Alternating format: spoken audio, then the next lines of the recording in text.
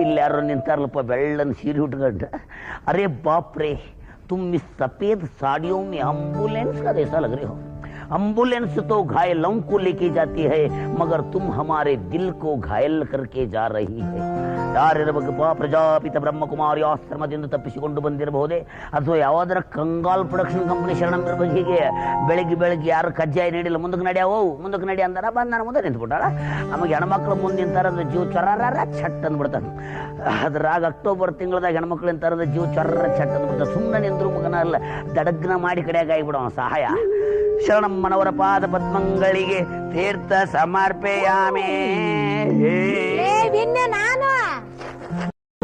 ನಾನು ದೌಡಿ ಹೇಳ್ಬಾರ್ದ, ನಮ್ದು ಶಿಸ್ತಿ milli loss ಮಾಡಿ ಕುಂತೀವಿ. ಅವ್ನು ಕೊಡೋ ಈಗ ಹೇಗೆ ಮಿನಿಮಲ್ ಸಿರೋರ್ ಡೆಕೋರೇಷನ್ ಹಿಂಗಾಗ್ಬಿಟ್ಟದೆ. ಮತ್ತೇನ್ ಮಾಡ್ಲು, ಜಲ್ದಿ ನಮ್ಮ ಅಪ್ಪಾಜಿ ನನ್ ಮದುವೆ ಮಾಡ್ಲಿಲ್ಲ. ಅವಂದ ಯಾರು ಮಾಡಿದ್ರೆ ಸಾಕಾಗೈತೆ. ಅದಕ್ಕೆ ಯಾರ್ದು ಕಿರಿಕಿರಿ ಬೇಡ ಶರಣಮ್ಮ.